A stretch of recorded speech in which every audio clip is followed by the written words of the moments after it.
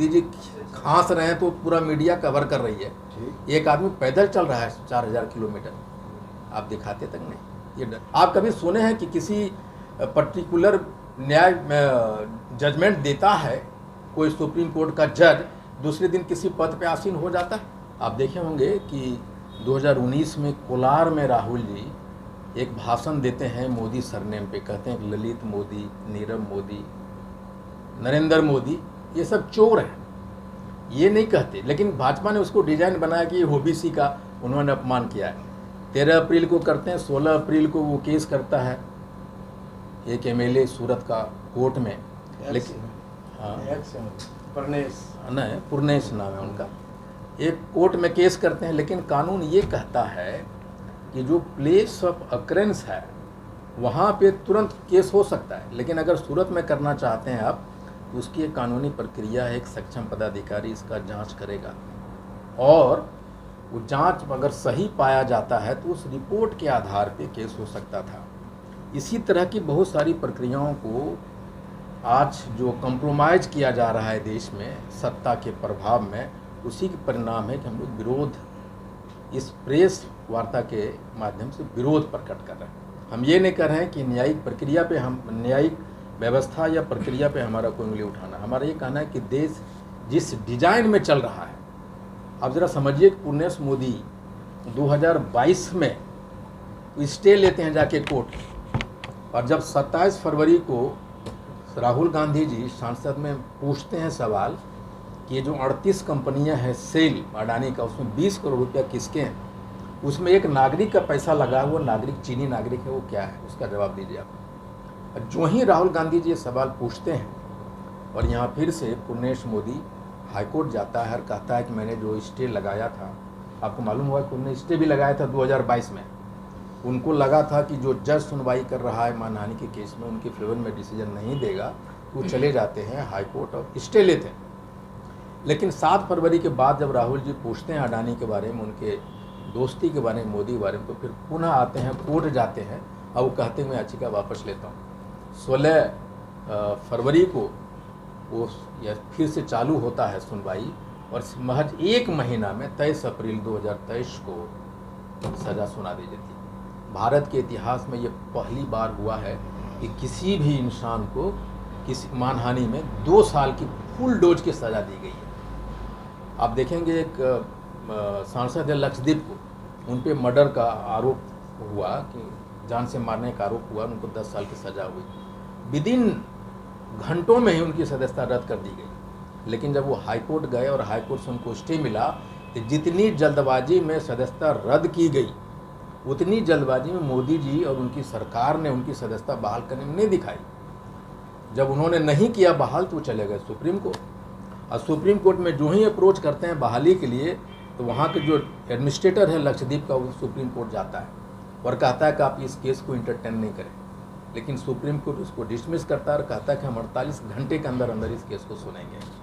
और जिस दिन सुनवाई होने वाला होता है तो जो आपकी साहेब की सरकार है उसके 2-3 घंटे पहले उनकी सदस्यता को बहाल कर देती है। तो आप डिसमिस करने में बड़ी तेज़ी लगा दे रहे हैं, लेकिन जब हाई कोर्ट के जजमेंट को भी हमारी ये जो कंप्रोमाइज सिचुएशन कर दिया है मोदी जी ने या साहेब ने पूरे देश को, उस व्यवस्था के खिलाफ में राहुल जी तो 4500 किलोमीटर चला, वो तपस्वी है, वो सदस्य रहे या ना रहे उससे कुछ फर्क नहीं पड़ता। जो आदमी 2-2 बार प्रधानमंत्री पद को ठुकरा दिया, वो चाहता प्रधानमंत्री रह सकता था। आप देखेंगे कि एल.के. आडवाणी हो, मुरली मनोहर जोशी हो, ऐसे बहुत सारे सांसद नहीं हैं, लेकिन आज भी कोठी उनके नाम पे है, वो उसमें रह रहे हैं।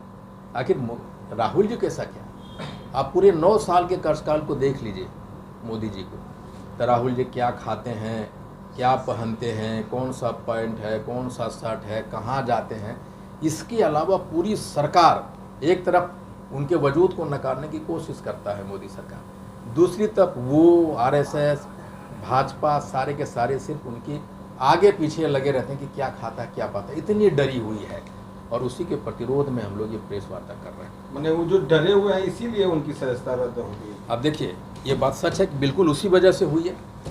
भारत का एक लौता शख्स है जो सीना ताने खड़ा है साहेब के सामने, साहेब की सरकार के सामने, अगर उनकी सदस्यता ये रद्द नहीं करते तो जब लौटे थे उनके ऊपर इल्ज़ाम था कि 4 भारत सरकार के मंत्री ने ये कहा कि संविधान बचाने के लिए विदेशी ताकतों को आह्वान करना चाहते हैं। राहुल ऐसा इल्ज़ाम लगाया था ना 4 मंत्री। तो एक प्रत्येक चुने हुए सांसद की ये जिम्मेदारी होता है कि वो संसद में जवाब दे।